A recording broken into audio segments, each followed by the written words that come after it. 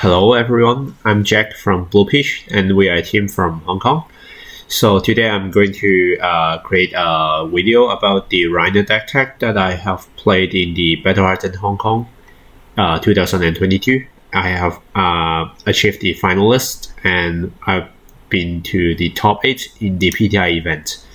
So if you have not liked and subscribed to our Facebook page, you can search Bluefish HK and you can see our page here.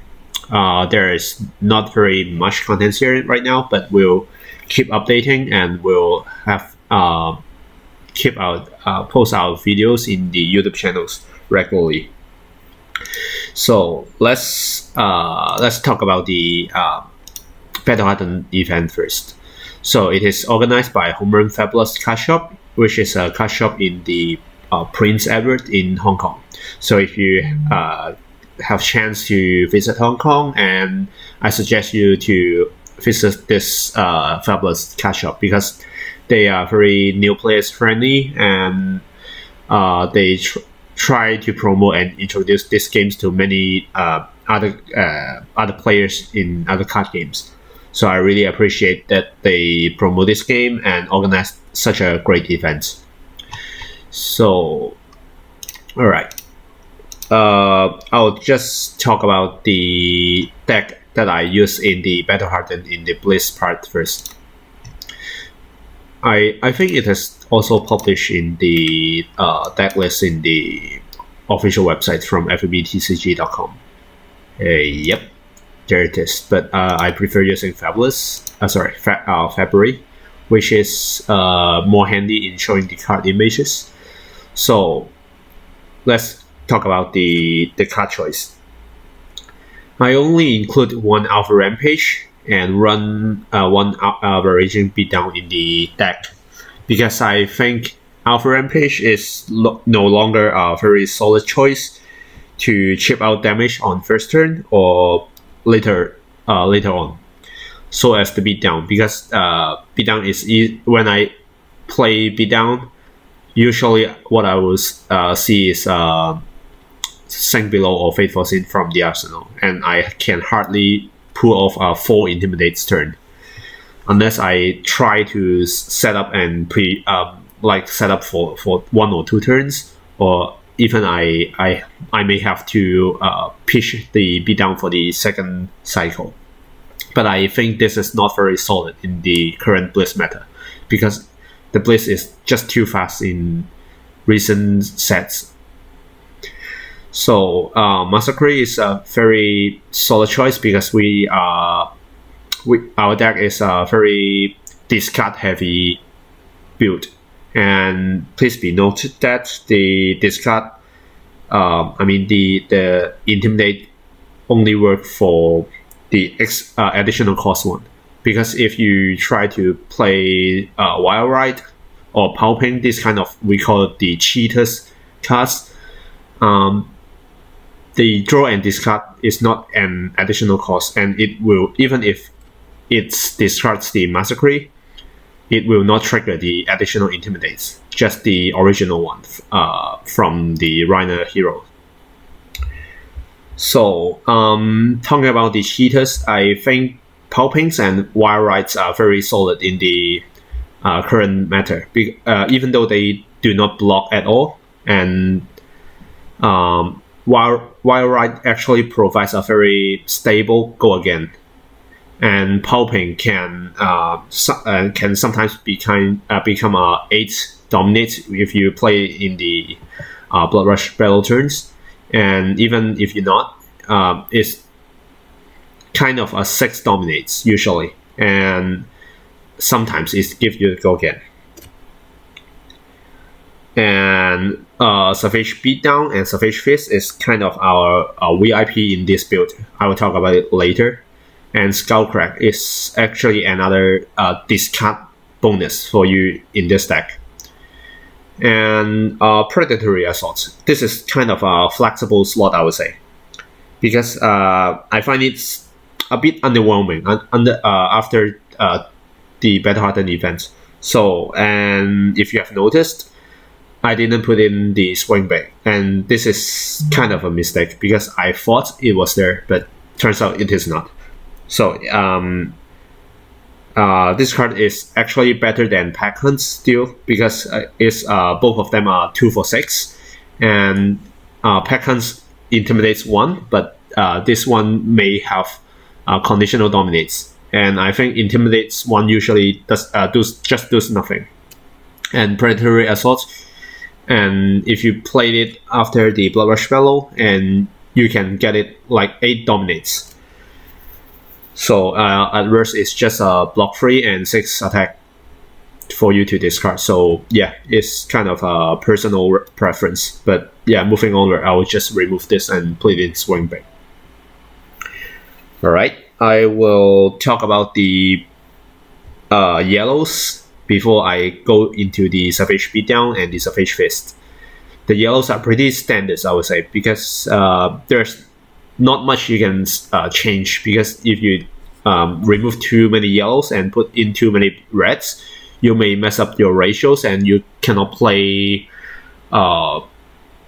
you cannot constantly pull out damage, because usually you need at least 2 resources to pull out your things, and at worst it can just activate your claws and try to chip out a card from the opponent's hands. So I include I include a new card from the Dynasty in the yellows, because this effect is not very essential, but when it comes to discard and you somehow discard it, and after that and you play the Cheaters, and if you discard this goes to the bottom of your deck, and you somehow shuffle your deck with the Sandsketch Plan, and when you play the Cheaters, the density of the 6 attack power cards is actually more because it goes back to your deck already. So it is kind of a very small difference, but I think it still matters because you don't have any other good choice, I would say. It replaced the Riled Up from the original deck, and if you do not know what it is, I will just search for you. Yeah, this one, because this is also a free cost for 6, and sometimes it attacks for 7, but yeah, I don't think there's so many opportunities for you to discard a 6 attack power card first and then play this, because it's also a free cost. So yep, let's go to the blues. The blues are, I would say, very solid. Yeah, for the 8 of them. The 2 beatdowns, 2 Reckless Wing, 2 plans, 2 Recarom. I think no one will drop these 8 cards. But the remaining 2 slots, I would call it a flexible slot. In this slots, some of the players will play the TLM from Limb, which I think it is a very good card, but I don't think it fits in with the Savage Beatdown very well, because both of them are requiring too many resources to pull off. And even if you pull off the Savage, the TLM from Limb, and you play the Savage Beatdown, it doesn't worth that much for the cost. In my opinion, I think the TLM from Limb is actually works best with the Alpha Rampage and the Swing Bait, because their base attack power is just too high. They are 9 and 8, but the Savage Beatdown's powers comes from the bonus. So I include the Eye of Ovidia. This is also a non-blocking card, but it's actually costs more, in terms of money. But yeah, the Op2 is just too good for our deck, because if you pitch it and play the Bloodrush Bellow, you can actually try to look for something you want to draw. Like maybe you want the Cheaters to draw a card and discard one to go again. And it because the Cheaters' value is in, they do not cost an additional card. They just draw and discard. So you will not lose any extra resource apart from the 2 cost, and it hurts a lot because it, under the Blood Rush spell it is attacking for 8, and it has go again naturally. And even if you do not aim for the cheaters, you can try to find a yellow or a blue to make sure you can swing 2 claws before you finish off with the last attack actions, like the Massacre. Somehow, if you can pull it off, is very intimidating because it intimidates 1 and it attack for 10 in the Blood Rush spell turns. Or maybe you can pull off a Skullcrack if you don't have any other good choice, because it's still a 2 for 8 under the Blood Rush spell turn. Sorry. And the Eye of Ophidia also helps the Pulping or the Wild Ride to make sure you don't draw and non-attack action cards, like the Beatdown or the Bellow, and you draw it and discard it. It will be very destructive to your whole game. And the Feast. This is I'll call it an initiator for the Beatdown, because our whole deck is trying to make use of the Feast to trigger the discard and draw, because when you use the Savage Feast and you discard and draw 1, you don't lose any additional resource. You just kind of intimidates. The Savage Feast will become 1 cost, attack for 6, intimidates 1, discard 1 card and draw a card. So but you need to have an extra action points, which I'll need the new Brute equipments, the legs, and it has. I would say this is one of the biggest improvement we got from Dynasty, apart from the Savage Beatdown, because it minimalized the unstable from the Brute class. Because if you want more than 1 action points before this legs equipments with this Cap Skin, you have to roll 4 or more, which is kind of a 50% roll. But yeah, I may be unlucky, and I usually just roll for 2 or 3. So I'm not that suitable for rolling dice. But yeah, if you are aiming for consistency, which is I think very crucial in the Blitz format, I'll suggest you just use the Beaten Trackers, because it guarantees an extra action point. So when you got the Beaten Trackers and you play the Savage Feast, you actually fulfill the requirements for the Savage Beatdown. So you are actually going for 6 and then at least 12, or at worst you're going for 4 and 12. Sometimes if you got some extra resource from the Backbone Strapping, you can even pull off 1 or 2 close attacks. So maybe I will try to cover some lines between the deck, and maybe some rulings about the Beaten Trackers and other cards, because many of the triggers are happening when you're playing this deck. Like if you pitch an Eye of Ophidia, you play an Blood Rush Bellow, and you discard the Beast Within with the Beaten Trackers. There's a lot of things going on. So basically, you will opt 2 first, because this is when you pitch it. So, and then when you discard the Beast Within with the Blood Rush Bellow, and it will trigger the Beast Within first, and then after you banish it, you also trigger the Beaten Trackers. But in this case, you can order your triggers to make sure the Beast Within will get you a card first and reduce your life before you think of breaking the Beaten Trackers or not. So you can try to see what the Beast Within gets you before you decide to break the Beaten Trackers or not. So after that, they will resolve the Blood Rush Bellow, because when the Blood Rush Bellow resolves, it draws you 2 cards, not from the discard triggers. So this first, and then this second, this is third. Oops, sorry. This is third, and then this is the fourth triggers. Sorry. The fourth one is the Intimidate, and then the fifth one. Yeah. So let's talk about the lines.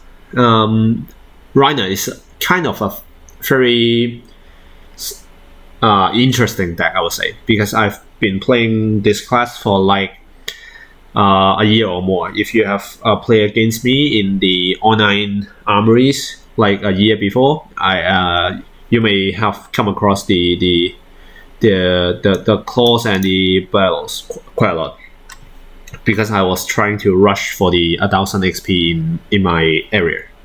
Yeah, so there are a lot of lines, I would say. Some of the lines that I think most players may be missing will be this Sand Sketch Plan, because I saw quite a lot of players are just seeing this card as a free block and a blue pitch, and maybe somehow it's very relevant if you are playing against Kasai, because no, not Kasai, the Bolton, because it's a non-attack action card. But actually, it's kind of a very good initiator. If you have Sand Sketch Plans with all the 6 attack power cards, you can either tutor. Tutor is you find a card in your deck, because this I think this term is come from Magic, but it fits here. So you search your deck for a card. In this case, if you have all of these 6 attack power cards apart from this, you either tutor a Beast Within or a Savage Fist. The key thing is you need to think of the lines of play. If you discard one of the hand after the Sand Sketch Plan, just try not to let your turns becomes like you tutor a card, you discard that, and then you can pull off nothing, maybe, or just 2 of the claws and maybe 1 6 attack power, 6 power attack.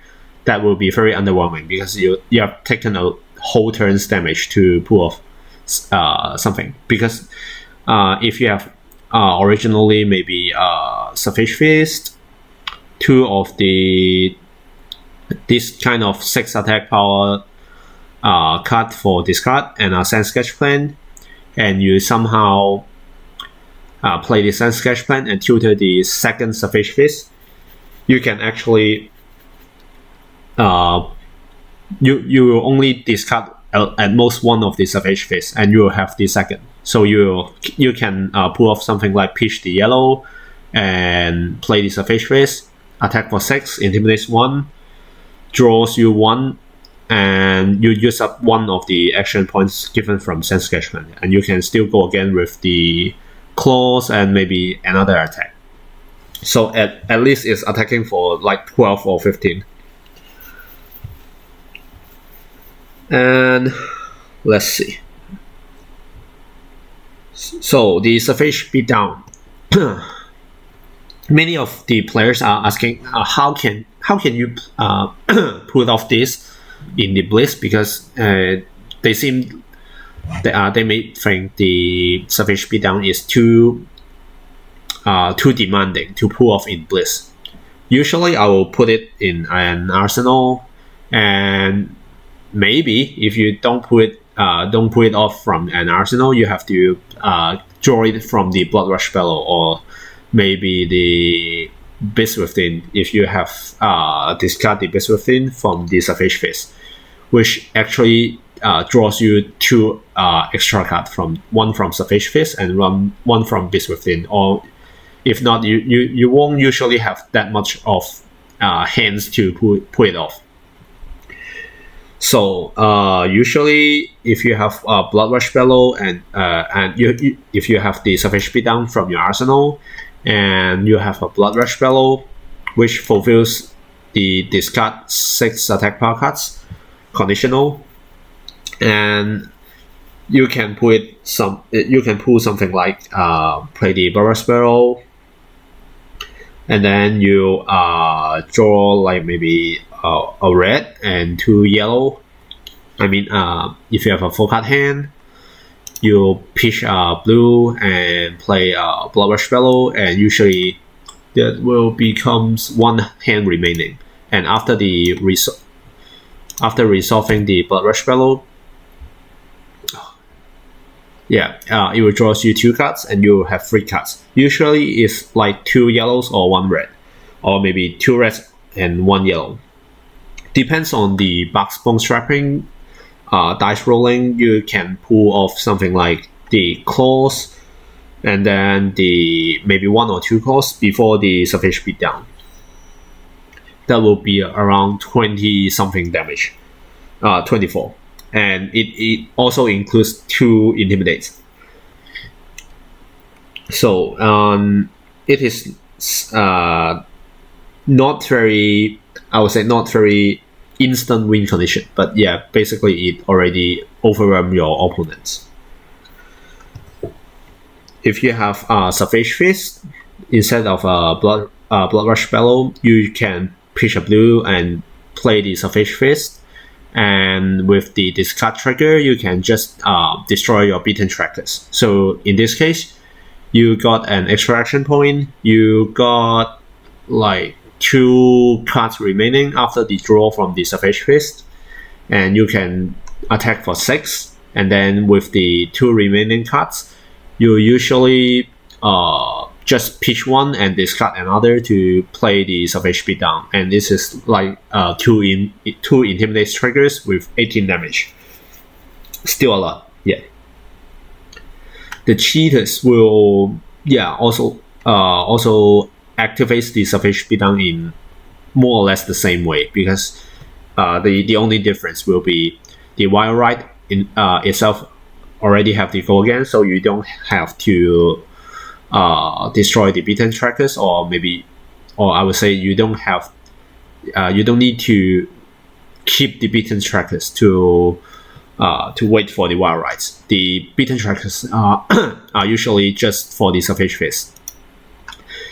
But the Wild Ride is actually costing 2, which is 1 more than the Savage Fist, so you might have to destroy your backbone strapping if you are playing the Wild Ride, and then you try to get enough resource to pull off the Savage Beatdown. If you have 2 reds, then you have to destroy the backbone strapping. Yeah. So let's see. Some of the players asked if I will include the new card Berserk. Well, I did not include Berserk in this build because I think for Berserk, the value of the Berserk card comes from the combination from it and the Blood Rush Bellow. So if you are missing either, if you are just playing Berserk and you continue your turn, actually is quite underwhelming, I would say, because you don't draw that much from the Berserk, but you use up 1 resource and 1 card to try to draw extra card. And in our deck, there's not that less non-fit card, I would say. Like 2 Sense Sketch Plan, 2 Reckless Wing, 1 Eye, and to be down, there's already like 8 cards. And then with the Blood Rush Fellow, that's 10. And with the 2 Berserk, that's 12. 12 if you played 1, that's still like 11 out of the 40 cards. So I won't think of a very consistent card to include in the Blitz list, but I think I'll give it a try in the CC list, which I will continue to talk about more later. So I think that's usually that's the plan for the Blitz. Like you go for claws usually, and actually I don't think of any specific hero or matchup that I will use the club or maybe Odin, because usually Odin is bringing the Stagnamite, the Ice Shield. So they kind of stop the consecutive claws because it just costs too much. The Deep Blue, I missed this.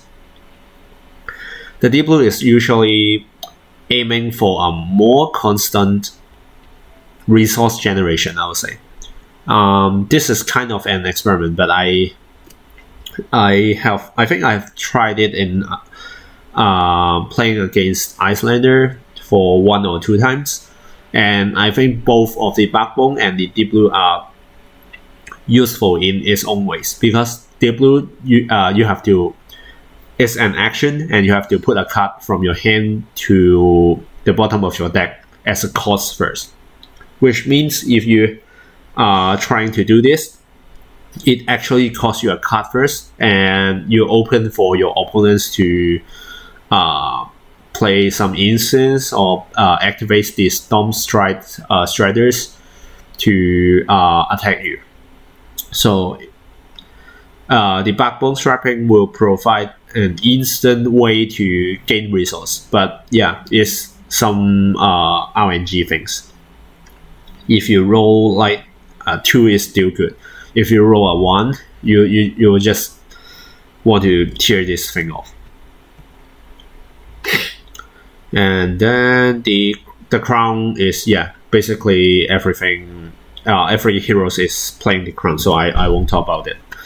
The Gauntlet, because in Bliss formats, I think going for pure damage is more valuable than the 1 armor or arcane barriers, because 2 is 2. The Gauntlet provides 2 damage, and it's I would say the only remark I would like to add is, if you have any chance to break the Goliath Gauntlet to push out 2 more damage, just do it. Don't wait for any other chance.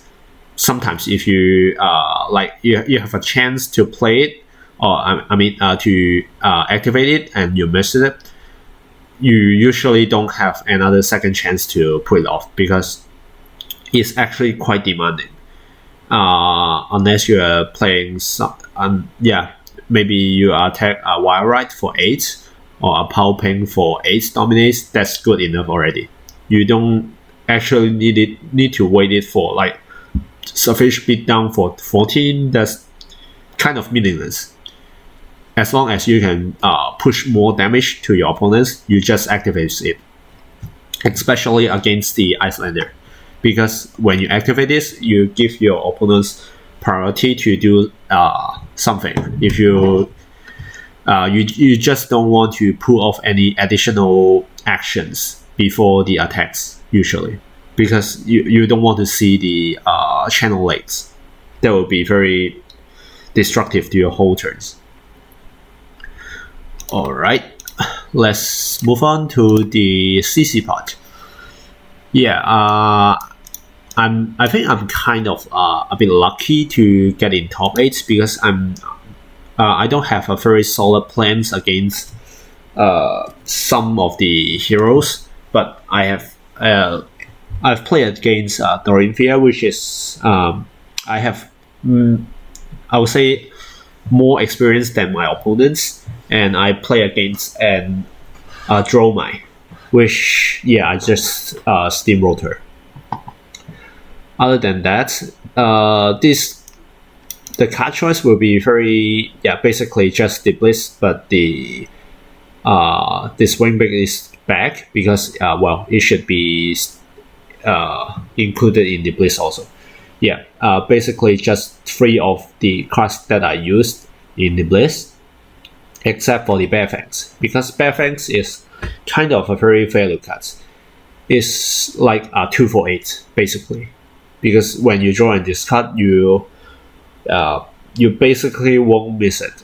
Yeah, and the Breakneck Battery is kind of a stable go away that I would like to include in the CC format, because if you don't have some kinds of go against, extra go against from the deck, you won't pull off enough damage against your opponents to raise your opponents down. The yellows are very standard. I still didn't include the Berserk in the events because I simply don't have enough time to test it out. For the blues, Ice is still here. Primeval Battle is kind of an interesting card because I can't think of any other good cards. Maybe you can include High Roller, but I actually don't like to roll. So I include the Primeval Battle. And the Rumble Grunting is a very good card that is also from Dynasty. The condition for the Rumble Grunting is not that hard to pull off. And sometimes if you have too many blues and only one red, you will find it useful. I also include one of the Tearlim from Limb, because with the Swing Big and other cards, I think one copy of the Tearlim from Limb is playable because you have more time to set up in the CC. About the weapon, this is kind of a very personal choice because I'm very familiar with the claws, but I find the Romping Club also quite I would say useful, or quite good in the value parts, because it's at worst is a 2-for-4, and sometimes if you pair it with the Cheetahs, the Wild Ride, or the Palping, and one resource from the Tunics, you can pull off a blue Wild Ride or a Palping, and then you play like 2 cards for this is 6 here, and then this is 5 here. So 2 cards for 11. That's very stupid damage. I would say stupid damage. For the sideboards is quite standard. 3 Fates, 3 Sinks. I will include 1 Arc Smash now because there are too many dash here. I might include it. I might increase it to like 2 of the Arc Smash, because even if your opponent is not playing the Construct Nitro Mechanoid, you can still destroy I forget what it is, the go again item, or maybe the Purifier. That's still very meaningful, I think, especially if you can pull it off in the first turn. Well, at worst it's still a Yellow Peach and blocking for free. It can be very bad, I would say. That's all you got. Will be I think meta choice. If you are expecting to see a lot of the dash, the Rune Blades, it will be very meaningful, because if you block the dash pistol that do not have the Purifier buff yet, or maybe you block the I forgot what the weapon from the Rune Blade, which is going for 2 arcane damage and 2 physical damage. If you block it with that all you got, you basically just save yourself 2 life, and you draw back an additional card. And one minor note will be the draw card trigger will happen when the combat chain ends. So sometimes the Rune Blades will try to not the Rune Blades. The dash will try to fire a pistol, and then they will have the go again, and then they activate the pistol to load up a steam counter. When they do this, they have already end the combat chains, so you will draw a card by then. So don't wait for the end of turn. It's actually when the combat chain closes. So I've been told that the aggro Romping Club is with the Scab Skin Leathers, and not even the Gambler's Cup. They are going for the Skull Crushers. Very potential, yeah, I would say potential to raise down the opponents. But I don't have chance to try it first, because if you roll the Scab Skin, except you roll for 1, actually you can still move on with your turn. And if you roll a 4 or even 6, that will be very destructive to your opponents. So yeah, it makes sense, but yeah, I will give it a try. But let's see if I can find better dice. Yeah. So yeah, basically I just go for the claws, except I play against the Rangers, the Odin, and the Icelanders. Then I will go for the clubs to make sure I can do some efficient things, like I won't stop by the Stalagmite, the Channel Legs, or maybe I can block 3 and then pitch a yellow to swing back 4 with the Warming Cup against the Rangers. So yeah, the Nelrune and the Skullhorn are basically just for the Wizards. And yeah, I won't include the Nelrune in the rune-based matchup, because you usually you won't pitch a blue for just the 2+2 damage from their weapons, because yeah, that does not make sense. You requires a full hand, or I would say the value of a card from your hand is actually more than the 1 or 2 arcane damage you have pitched to prevent. So I would usually just run the Gambler's Cup and try to steamroll your opponents before they did it to you. So well, I think that's it. If you have any solid results with any of the builds, or if you want to discuss the builds with me, or yeah, if you have got any brute things to chat, to discuss, yeah, just feel free to find me. You can find me in my Discord. Yep. Whoa, where can I see my name? Alright, never mind, I will include in the descriptions in the videos. So yep, if you just want someone to chat with on the Reiner or Brute, or even in for our teams, you can just contact me in the Discord. Thank you.